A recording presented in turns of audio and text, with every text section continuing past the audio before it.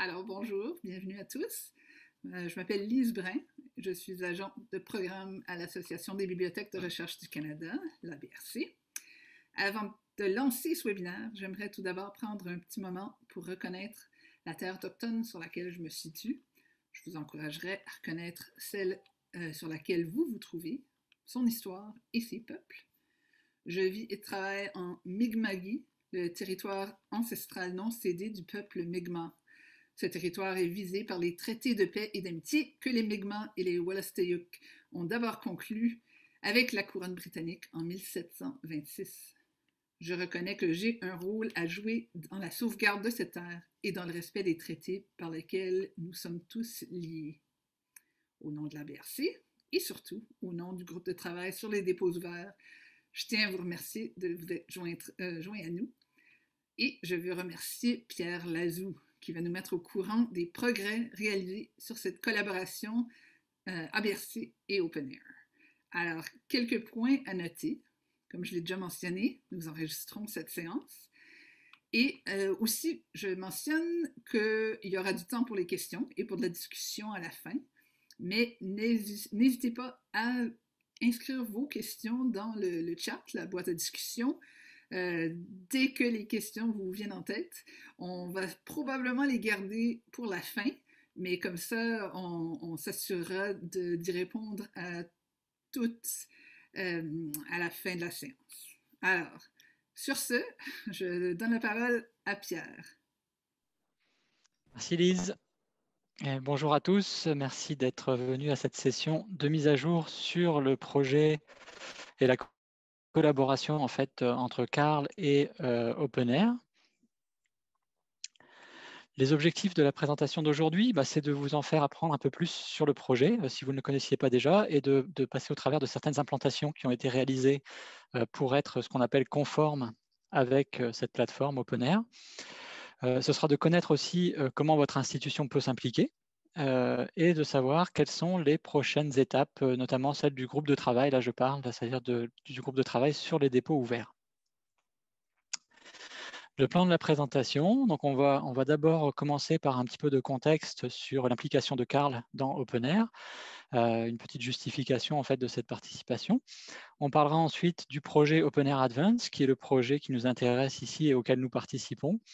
On montrera aussi les services que OpenAir offre, que ce soit donc aux gestionnaires de dépôts ou aux organismes subventionnaires. On verra les politiques, les scénarios en fait pour être compatible OpenAir, quels scénarios sont disponibles pour votre institution. On fera un petit tour des technologies pour savoir lesquelles incluent déjà des composantes de compatibilité avec la plateforme. Et ensuite, pour terminer, on verra les suites à donner. Donc, qu'est-ce qui s'en vient au niveau des travaux du groupe OpenAir, du groupe sur les dépôts ouverts.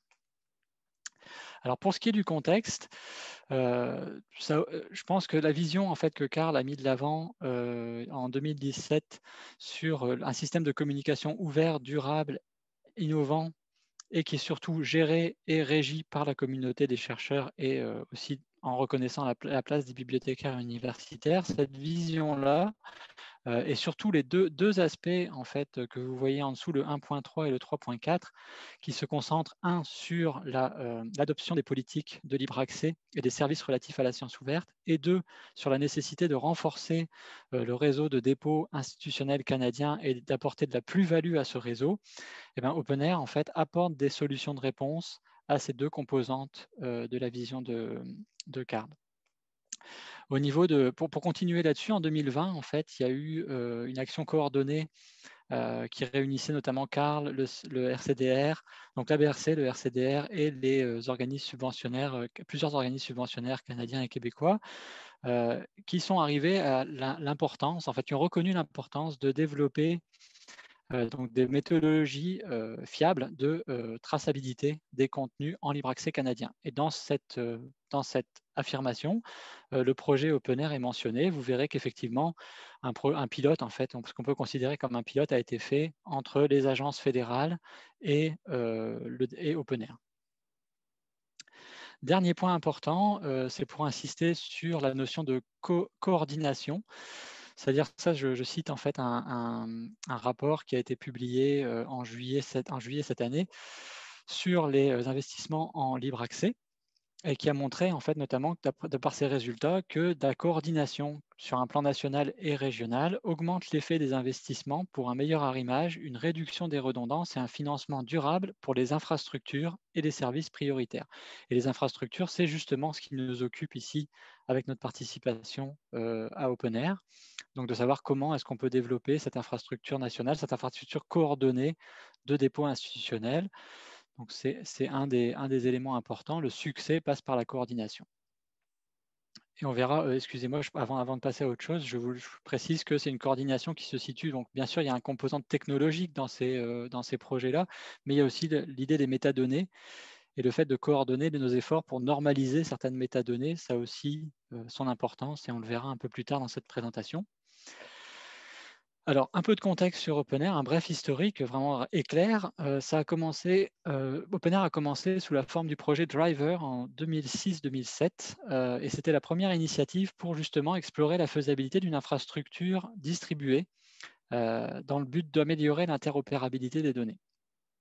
Ce projet en fait est devenu par la suite OpenAir en 2008.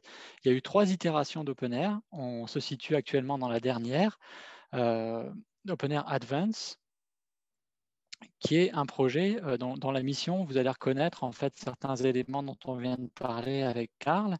La mission d'OpenAir Advance, c'était d'appuyer OpenAir dans son support, donc son soutien en fait aux mandats et aux politiques en libre accès et en politique de données ouvertes, et aussi de développer en fait, des composantes qui peuvent aider à la construction en fait, de l'écosystème de la communication savante. Alors ce projet OpenAir Advance a commencé le 1er janvier 2018 et il s'arrêtera en fait, la fin de la subvention est prévue pour le mois de février 2021. Cela dit, une information importante, en fait, c'est qu'OpenAir, depuis octobre 2018, a quitté le statut de simple projet subventionné pour devenir une association, une organisation à part entière avec une gouvernance indépendante. Donc, c'est ça. La participation du Canada à ce projet OpenAir Advance, en fait, elle est mentionnée dans le projet numéro 5, qui visait à développer donc, une infrastructure de communication en libre accès global. Et plus spécifiquement dans une sous-tâche en fait, qui s'appelait le Aggregator as a Service. Donc, ça, pour le traduire, je n'ai pas réussi. Alors, j'ai gardé le concept tel quel, désolé. Mais retenez surtout que cette étiquette, en fait, ce qu'elle cache, c'est 3 éléments importants. Le premier, c'est de permettre l'agrégation des métadonnées et du texte intégral des contenus présents dans nos dépôts institutionnels.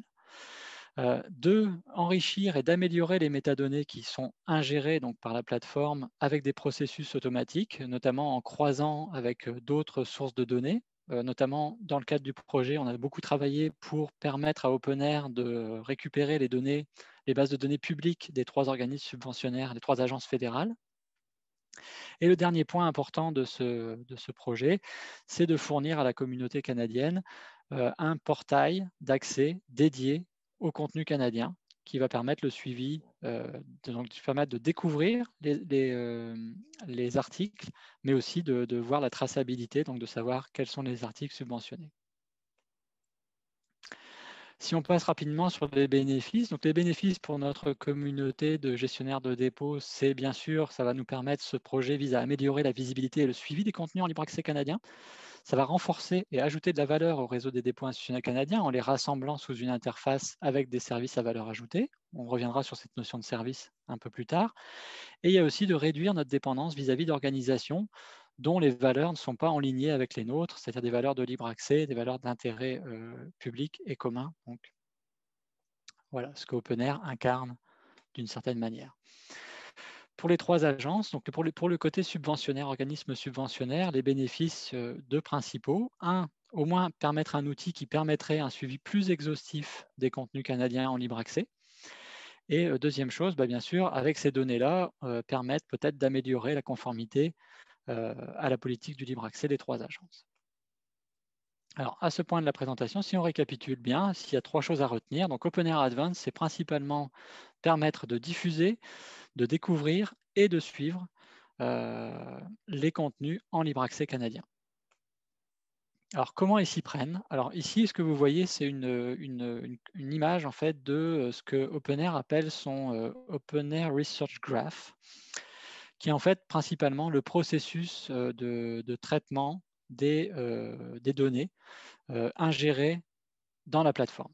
Donc ici, ici, on peut reconnaître donc les sources de données, donc nos dépôts institutionnels par exemple, qui sont agrégés et qui commencent en fait leur route dans le travail de processus, qui va essayer de chercher des relations entre les publications qui sont soumises et différentes autres sources, en croisant avec d'autres sources, donc Open Paywall pour voir d'autres versions en libre accès, Crossref, OrcID. Ensuite, il y a tout un processus de déduplication qui entre en ligne de compte. Donc, sauf que ce que OpenAir nous a dit jusqu'à présent, c'est qu'il n'y a pas de suppression vraiment de notices. En fait, ce qu'ils cherchent à faire plutôt, c'est d'améliorer les notices existantes. Donc, d'enrichir, si la notice existe déjà, elle sera bonifiée par d'autres métadonnées.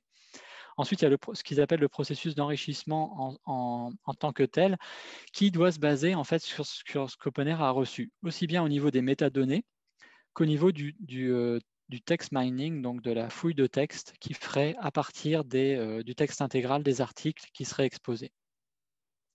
Et ensuite de tout ça, une fois qu'on passe toute cette chaîne en fait de traitement, OpenAir nous expose nos contenus dans ces différents services, donc Explore pour la recherche ou Monitor par exemple pour les statistiques d'utilisation. Alors maintenant, on va parler un petit peu plus des services. Le service principal offert, je l'ai mentionné, c'est le portail canadien. Donc ici, vous voyez une copie d'écran d'un prototype qui nous avait été montré un peu plus tôt cette année. On espère en fait que le portail canadien puisse être disponible publiquement en début d'année 2021. Alors ce portail, il va contenir pas seulement en fait les publications des dépôts qui sont connectés à la plateforme, il se nourrit en fait de plusieurs sources d'informations et pour OpenAir, c'est la provenance canadienne est la clé pour qu'une publication se retrouve dans ce portail. Alors, la provenance peut venir de différentes caractéristiques, des auteurs qui viennent du Canada, une subvention qui vient du Canada, etc. Donc on va y retrouver des articles publiés issus d'autres sources de données que OpenAir indexe, Crossref, PubMed ou même les données des éditeurs. Les données des dépôts institutionnels canadiens, bien sûr. Les données de portage aussi, parce que FRDR va être indexé dans OpenAir. Et aussi des revues canadiennes qui utilisent la plateforme OJS, OJS qui dispose d'un plugin pour être conforme à OpenAir. Et aussi Erudit qui a fait le travail pour être conforme et qui a récemment annoncé sa conformité cet automne. Alors, le portail canadien, c'est un service. Les autres services offerts aux gestionnaires de dépôt, c'est le tableau de bord des gestionnaires. Alors, ça s'appelle aussi OpenAir Provide. Ce qu'on retrouve en fait derrière cette étiquette, c'est principalement la plateforme pour s'enregistrer, donc dire j'ai un dépôt et je souhaiterais qu'il soit dans OpenAir. C'est là aussi qu'on va trouver l'outil de validation en ligne qui permet de valider les contenus avant de s'enregistrer officiellement. C'est aussi dans ce portail que l'on trouvera, c'est pas encore disponible, mais ça s'en vient, c'est les méthodes d'enrichissement. Donc, la façon dont OpenAir fonctionne, de notre compréhension jusqu'à présent, c'est que quand ils enrichissent nos métadonnées, donc des métadonnées qui viennent de nos dépôts, qui sont enrichies par le processus du Research Graph avec d'autres informations, il y a des notifications qui sont envoyées. Ces notifications, qui sont envoyées par un service qui s'appelle le broker, sont consultables dans l'interface en ligne OpenAir Provide. C'est là qu'on pourra les consulter. Et ensuite, il y aura aussi des statistiques d'utilisation, statistiques qui s'en vont plus vers un service qui a l'air de s'appeler pas OpenAir Provide, mais qui s'en vont vers un service dédié qui serait OpenAir Monitor.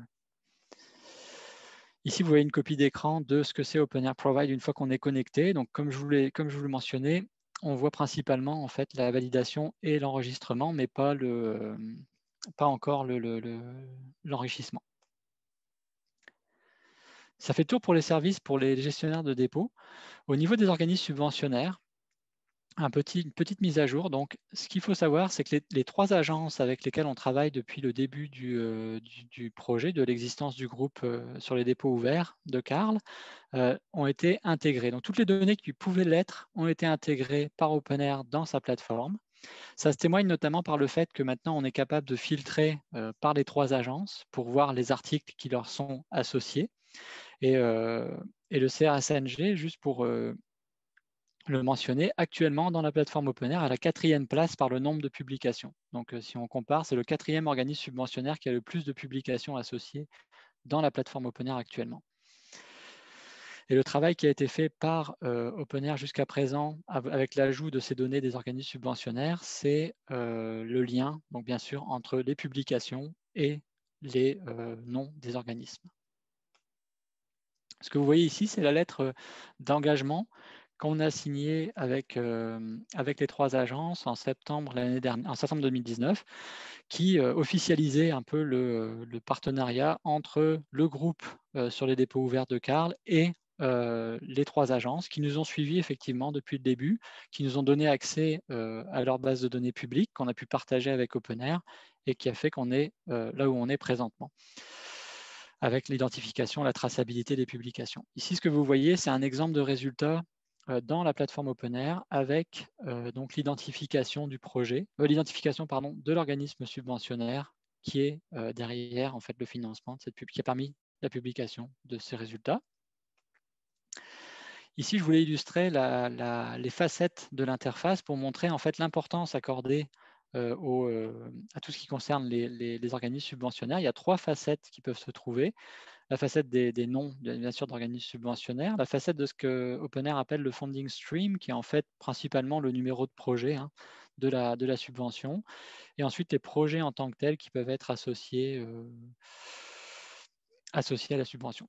Ici, ce que vous avez aussi, c'est les accès, donc le mode d'accès qui s'en va de restreint jusqu'à libre accès. Donc vous voyez qu'OpenAir, même s'il s'affiche comme une infrastructure ouverte, glane aussi quand même des informations. Le contenu, pour être indexé, le fait d'être libre accès n'est pas quand même la seule condition. Il va récolter des données qui peuvent être aussi restreintes, etc. Et d'où l'utilité, puisque ça permet aussi aux organismes subventionnaires de voir les différences. En fait, sur le long terme, ça ouvrira les portes à un suivi plus fin des choses. Pour terminer avec les organismes subventionnaires, ce que vous voyez ici, c'est un copie d'écran d'un tableau de bord. Il y aura un tableau de bord aussi pour les organismes subventionnaires. Pour le moment, c'est surtout une métrique de nombre de publications associées. Ici, on les voit pour la Commission européenne et différents graphiques qui peuvent être associés. Donc pour les 3 organismes fédéraux canadiens, le même genre de service sera mis à disposition. Alors on a parlé un petit peu de ce qui était de la conformité, on a évoqué un petit peu ce concept-là dans OpenAir. Qu'est-ce que ça veut dire? En fait, c'est principalement la conformité pour OpenAir, c'est la conformité à ces guides de métadonnées. Celui qui va nous intéresser aujourd'hui, c'est principalement le Guidelines for Literature Repositories pour les dépôts de publication. Il y a aussi, en fait, on va mentionner brièvement aussi les données de recherche, mais vraiment l'importance va être mise sur ces guides ici. Donc, le guide sur la littérature, les dépôts de publication, ils utilisent le protocole OAI-PMH, tout simplement.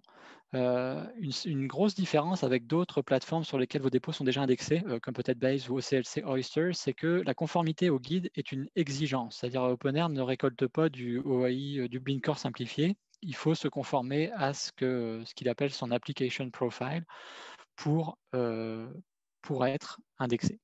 L'autre obligation, c'est d'être référencé dans OpenDoor, le registre des dépôts institutionnels.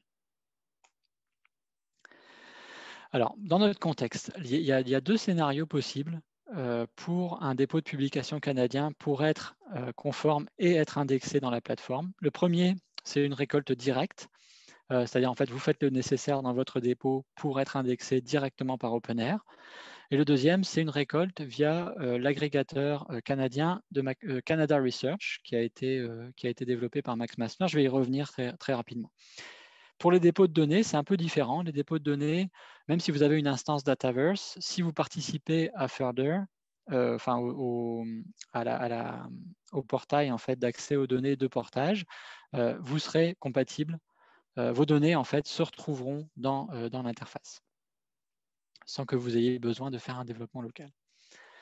Alors, pour les dépôts de publication, l'agrégateur Canada Research, ça a été conçu en fait en premier lieu lors d'un sous-projet autour du Covid, qui a été un sous-projet du groupe sur les dépôts ouverts de Carl, pour accélérer en fait la récolte des contenus canadiens en lien avec le Covid. Ça a été hébergé, c'est hébergé par McMaster et qui va garantir la conformité avec le guide. Autrement dit, vos données, vous allez les envoyer en Dublin Core et Canada Research prend la responsabilité de les exposer dans le format recommandé par OpenAir. À date, trois institutions ont mentionné leur intérêt à participer à Canada Research, McMaster bien sûr, McGill et Ottawa. Et si vous êtes intéressé à participer, c'est très simple, il vous suffit de contacter Gabriela Mircea à McMaster qui s'occupe en fait de configurer la récolte de votre dépôt dans l'agrégateur. Alors, dans les deux diapos qui suivent, je vais essayer de vous expliquer la différence un peu mieux entre les deux par rapport à vous individuellement, en fait, si votre dépôt est harvesté par l'agrégateur ou si vous décidez de faire les développements locaux. Donc ici, ce qui est schématisé, c'est principalement ce qui vous arrive si vous passez par Canada Research. Vous allez passer, vos données vont être indexées par Canada Research, qui va ensuite les exposer dans le format OpenAir pour être inclus dans les plateformes. Les services, en passant par Canada Research, les services qui vous seront offerts principalement, ce sont les services de découverte. Autrement dit, votre contenu se retrouvera dans le portail canadien. Il se retrouvera aussi dans la plateforme globale OpenAir Explore et vous pourrez les consulter de cette façon-là.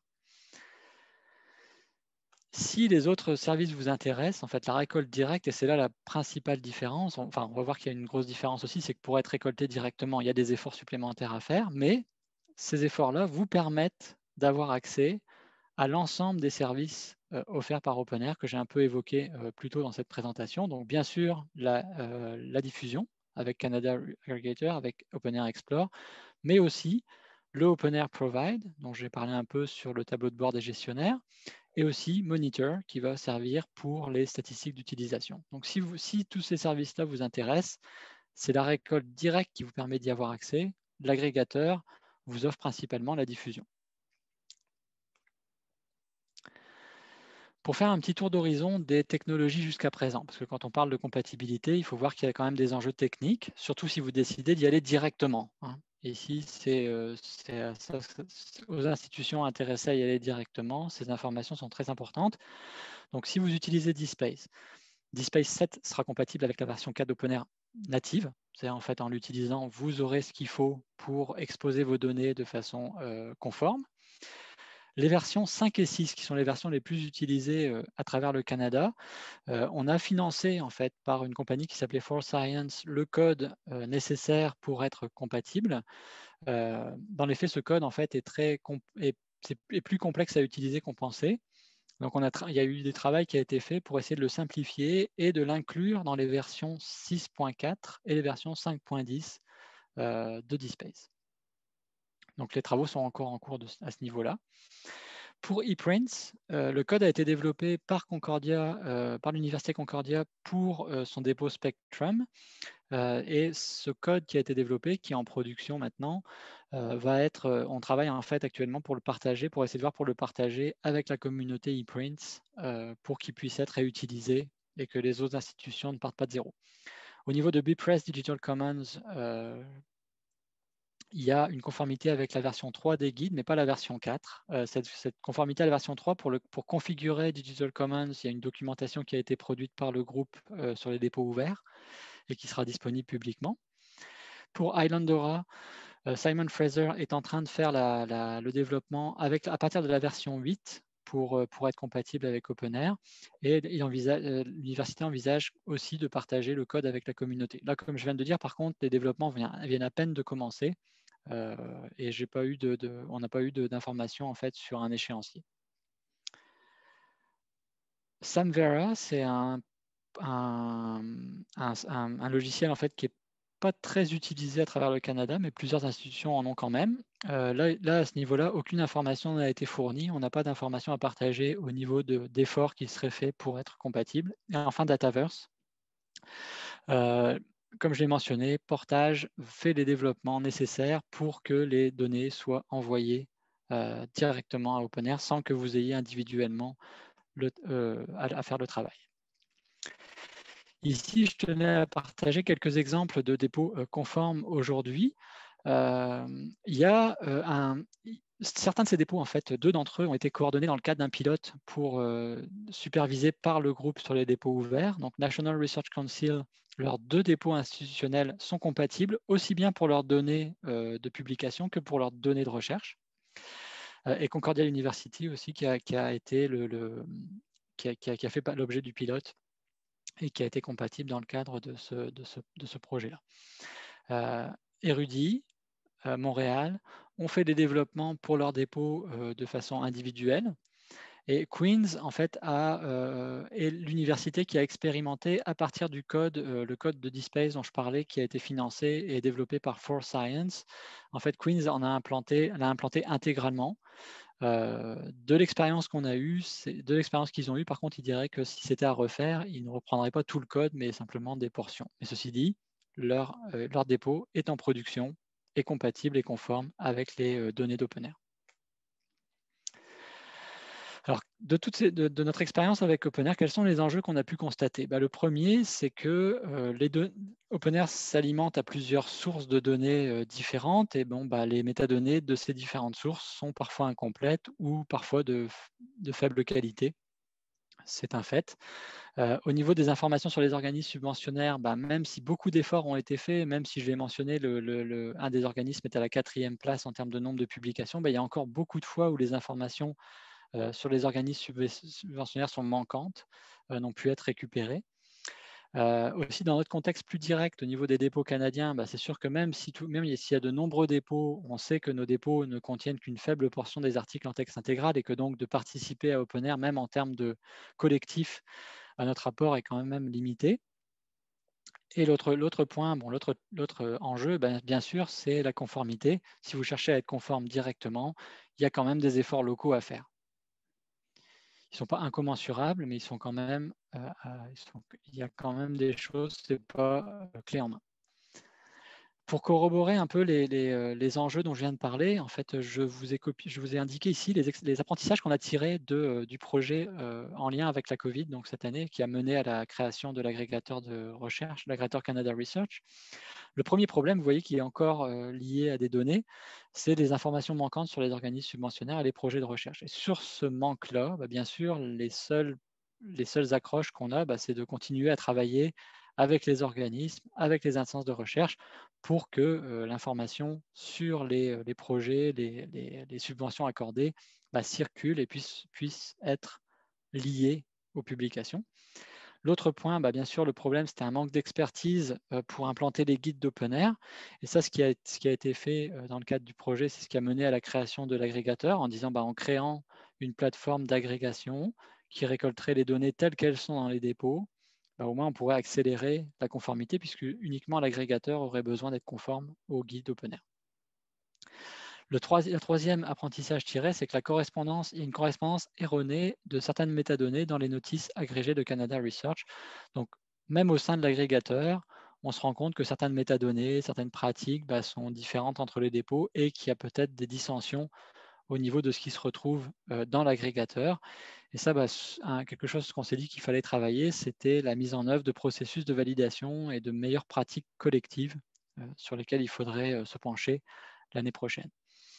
Le dernier point, bien sûr, c'est la définition des relations dans l'OpenAir Graph qui ne sont pas toujours justes. Alors, les relations, pour OpenAir, les relations, c'est des relations entre versions d'articles, des relations entre un article et un organisme subventionnaire, entre un article et une université, etc., etc. Donc, c'est tout un réseau de relations que OpenAir cherche à bâtir dans le processus de traitement que je vous ai montré un peu plus tôt, le Research Graph.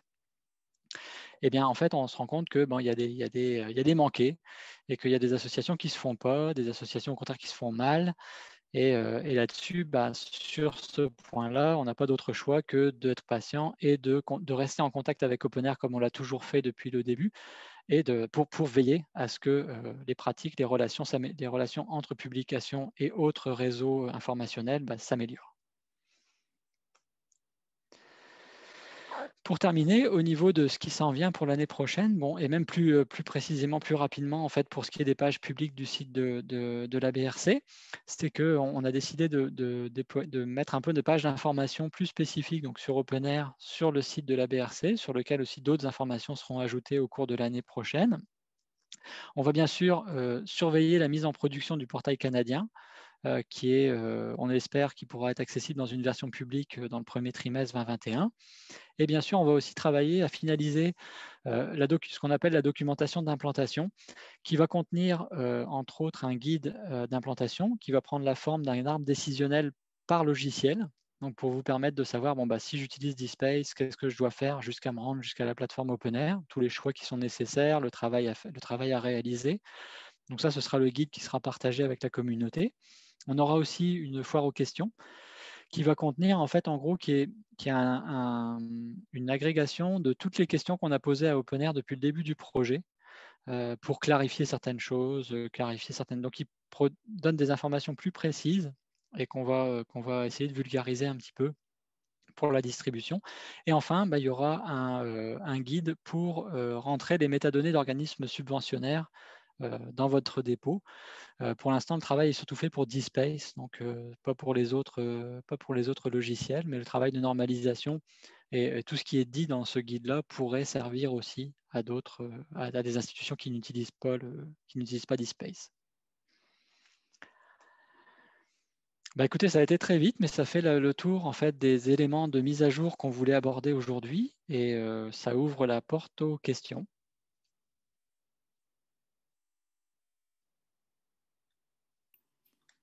Merci, Pierre. Est-ce qu'il y a eu des questions dans le chat, Lise? Non, hein? Non, il n'y en a pas pour l'instant, mais j'allais mentionner, puisqu'on est juste une petite gang bien intime, vous pouvez tout à fait allumer votre micro si vous voulez poser une question ou faire un commentaire. Bonjour tout le monde. Bonjour Pierre, merci pour cette mise à jour. J'ai eu un bref arrêt système, mais je ne sais pas si ça a été mentionné, mais peut-être pour le bénéfice de tous, j'aimerais que tu commentes où en est rendue la compatibilité OpenAir 4.0 de OpenAir Provide, parce que pour l'instant, ils ne sont pas en mesure de... On a une discussion, là, toi et moi, là-dessus, mais c'est ça, comme tu sais, ils ne sont pas en mesure là, de pouvoir valider du contenu OpenAir 4. Donc, est-ce que tu sais où est-ce que ça en est rendu? Eh bien, écoute, ça en est rendu qu'on m'a toujours donné le deadline de ce mois-ci pour que ce soit là, sans me donner une date plus précise. Alors, ce à quoi fait référence Marie-Hélène, c'est qu'en fait, on s'est rendu compte par Érudit, en fait, c'est arrivé par Érudit en premier. Ils se sont fait dire par la plateforme qu'en fait, actuellement, ils n'étaient pas capables de récolter les données, ils n'étaient pas encore capables de récolter les données version 4 et de les indexer dans leur plateforme. Donc ça nous a un peu surpris parce que autant l'outil de validation en ligne, lui, est complètement valide. Hein, je pense, Marie-Hélène, ça là-dessus, Oui, c'est ça. il n'y a aucun Environ. problème pour valider toutes les données, mais au moment où on passe pour envoyer nos données, c'est là qu'il y a un problème et OpenAir ne semble pas accepter en fait les données.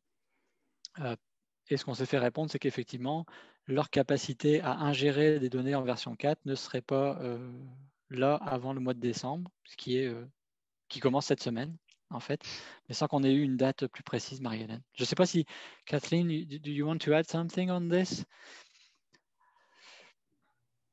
No, I don't think so. I mean, if I understand correctly, sorry, because my French is not so great. You're talking about the OpenAir Guidelines 4. Yeah. And OpenAir. OpenAir capacity to index this kind of data. Yeah, so I think what we're hoping is that in December sometime they can start harvesting from OpenAir compliant data sources. because, I mean, they have to do it very soon because the project essentially is ending in February. So, and this is one of their major deliverables. So I think it's going to happen by the end of February, but I hope it will happen in December. Merci.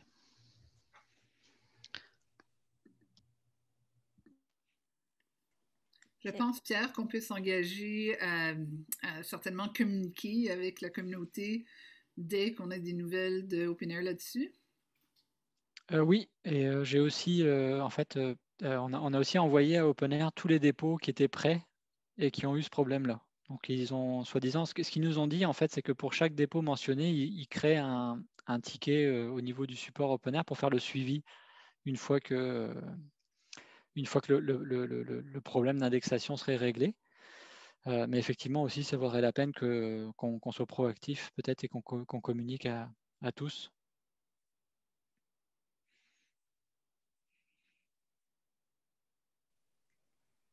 J'ai une question un petit peu plus loin de ce projet-là, là, mais pour être compatible, disons, au-delà des éléments techniques, là, j'avoue, je n'ai pas ouvert les guidelines et tout ça, là, mais on parlait des problématiques de métadonnées.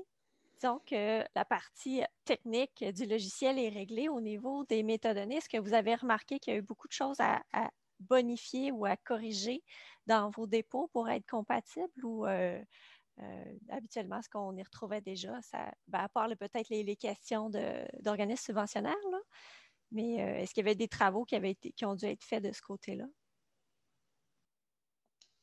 Moi, vas-y, Marie-Hélène. Je peux peut-être répondre, Dominique, pour mon institution. Nous, on a adopté les éléments OpenAir de citation, là, le citation title, citation volume, issue. Donc, ça a été un changement, puis il a fallu faire un genre de travail rétrospectif pour défragmenter cette information-là qu'on avait dans une seule métadonnée. Fait que ça a été du travail d'implantation, puis du travail sur les données. Et comme tu le mentionnes, par exemple, ce qu'on n'a pas, c'est l'information sur les organismes subventionnaires. Fait qu'au niveau là, des métadonnées, ça manque de notre côté. Sinon, les relations, les ensembles de données, on avait déjà retravaillé un peu les schémas internes pour permettre ça. Donc, c'était déjà pas mal présent. Ça, c'est dans notre cas. Donc, je veux témoigner de mon expérience là, au niveau de notre dépôt, c'est pas mal ça. Merci. Donc, normalement, peut-être, Dominique, pour rajouter, c'est que la compatibilité telle qu'on l'a vue, par exemple, sur ePrints, sur ce qu'a fait Concordia, parce que je pense que vous utilisez ePrints dans le réseau UQ. Oui, je m'excuse. Oui. J'ai réalisé que tu ne me voyais peut-être pas, mais oui. Parfait. C'est ça, c'est qu'en fait, il y a déjà, notamment, tu vois, un des travaux qu'il y avait à faire sur le traitement des métadonnées, c'est au niveau des types de documents, parce que le guide d'OpenAir réclame d'utiliser le Resource Type Vocabulary de Core, qui permet de normaliser les types de documents. Et donc, ça, souvent, il faut faire la passerelle. Mais dans le cas d'ePrints, comme le développement a déjà été fait par Concordia, ce que Concordia a fait pour les types de documents est valide sera valide là-dessus. Donc, la plupart des éléments, si vous avez la chance d'être dans un logiciel sur lequel il y a déjà eu une intégration de fait, ce genre de mapping-là, qui est un traitement à part entière à réaliser, est déjà fait. Et donc, ça aide parce qu'après, il n'y a pas tant d'exigences que ça au niveau de la forme des éléments, de la forme de l'information telle qu'elle est représentée dans l'élément. C'est juste de dire, c'est juste une sémantique qui dit, les auteurs, vous les mettez là, le titre, vous le mettez là, les types de documents, vous utilisez tel champ, tel vocabulaire. Et donc, là, avec ePrints, par exemple, dans le cas de ce logiciel, il y aurait déjà une bonne partie du travail de fait. OK, merci. J'aurais une petite question. Bonjour Pierre. Bonjour tout le monde. Salut. Moi aussi, je m'appelle Pierre. Je me demandais, justement pour ePrint, le plugin, en tout cas Aristide, qu'on peut appliquer, convient à quelle version? Est-ce que tu sais? C'est-tu 3.3.12, 15? Aucune idée. Ça, Thomas, je ne me l'ai pas dit à Concordia de qualifier. Je sais que du coup, comme c'est développé pour Spectrum, c'est sûr que il l'a fait juste pour la version de Concordia. Et là, je comprends du travail qu'il avait à faire pour, avant de pouvoir le partager, c'était de voir un peu qu'est-ce qui était dépendant d'une version ou quoi que ce soit. Je pense qu'il veut essayer de le rendre le plus générique possible, mais actuellement, il est en train de travailler là-dessus. Okay. Et s'il y a des institutions qui sont intéressées au sein du réseau UQ à aller un peu plus loin, j'en ai déjà parlé à Thomas. Là, on pourrait organiser une rencontre, si vous voulez, autour de ces questions qui sont peut-être un peu plus techniques pour savoir qu'est-ce qui a été fait. Est-ce que vous pourriez le reprendre facilement ou est-ce qu'au contraire, ce serait compliqué? On pourrait faire un suivi à ce niveau-là sans aucun problème, Pierre. Si tu sais qu'il y a des institutions qui sont plus curieuses ou qui auraient un peu de temps à accorder à ça, c'est quelque chose qu'on peut faire très facilement. OK. Je retiens l'idée. OK. Mais comme je ne suis plus le porteur du dossier, je vais relayer l'information. D'accord.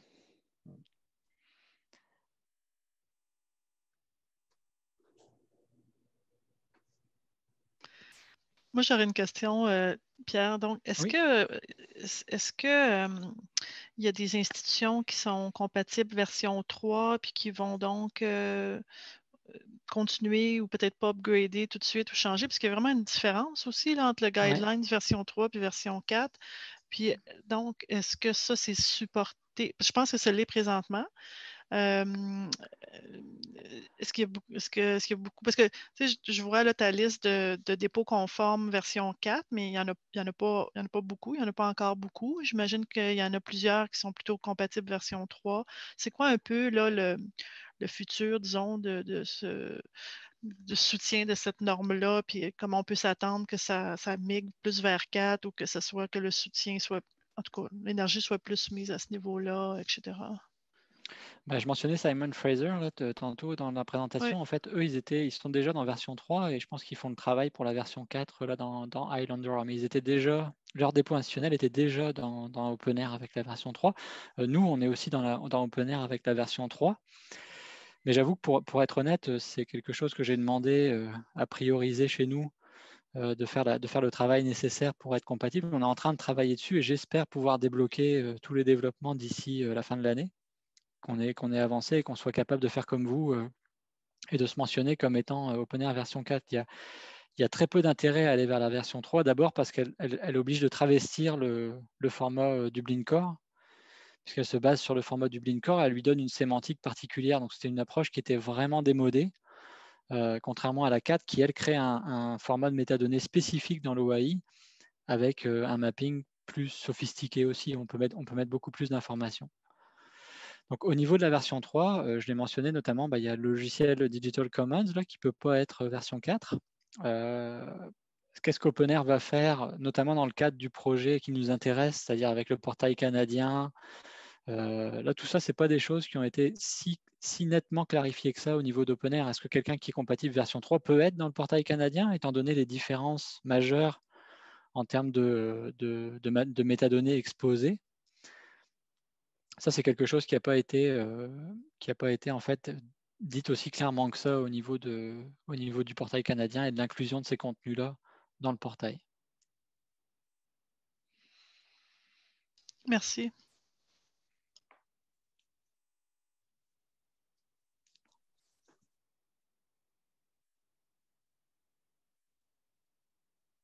J'aurais une petite question.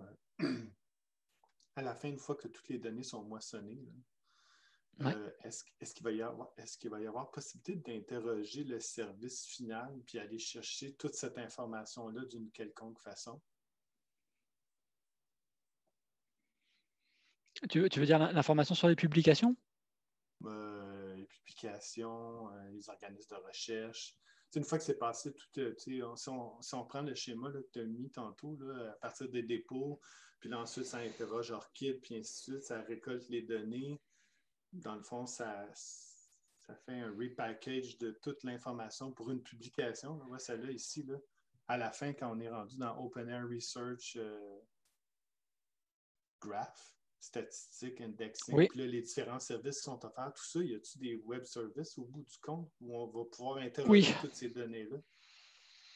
En fait, ça, c'est une bonne question, Pierre. Je t'avoue que dans le cadre des travaux du groupe, ce n'est pas quelque chose qu'on a encore vraiment exploré. On se concentrait vraiment à passer la porte, je t'avoue. Hein. C'est un peu ça, tu as peut-être vu dans l'update, là, on se dit, bon, faut passer la porte, il faut que les dépôts essayent de passer cette porte d'OpenAir pour se retrouver dans la plateforme. Mais ils ont déjà des API publics et ils sont en train de développer le service que je n'ai pas mentionné, en fait, qui est OpenAir Develop et qui va être dédié justement à des accès développeurs, là, des accès API aux données. Par contre, Gann, je n'en sais pas la forme, je ne sais pas la nature des informations qui seraient partagées et accessibles. Tout ça, c'est vraiment, pour l'instant, hors du radar. Puis la partie canadienne là-dedans, puis internationale, ou c'est juste la partie canadienne? Ce que je projette là, c'est la plateforme internationale. Internationale, c'est ça, OK. Ouais. Le portail canadien, de ma compréhension, il va être dédié principalement donc, à réunir des contenus qui originent du Canada et à permettre d'avoir accès aux informations des organismes subventionnaires canadiens. Plus facilement, si on veut. C'est une façon un peu de nous donner une vitrine vraiment canadienne sur nos données. Puis encore là, je pose une autre question, c'est plus de la prospection, mais y a-tu en quelque part du web sémantique là-dedans?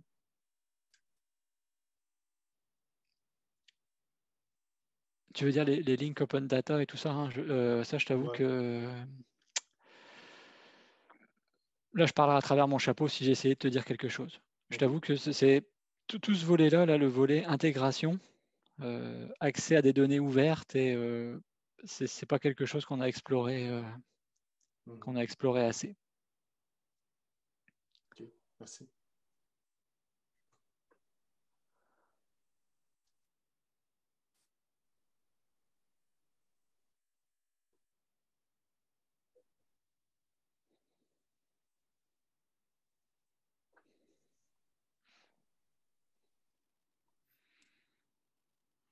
Bon, je ne sais pas s'il y a des dernières questions ou commentaires. Alors, comme Pierre l'a mentionné, sous peu, on s'attend à avoir des informations assez générales disponibles sur le site web de l'ABRC, et comme ça, ce sera un bon endroit à pointer les moins initiés au projet. Et on aura évidemment des liens à cette présentation, au diapo aussi. Et j'espère, Pierre. Oui. En tout cas, alors s'il n'y a pas d'autres questions, je pense qu'on pourrait terminer là. Je remercie Pierre de nous avoir fait cette présentation. Et sur ce, on vous revoit à la prochaine mise à jour, j'imagine. Merci à tous.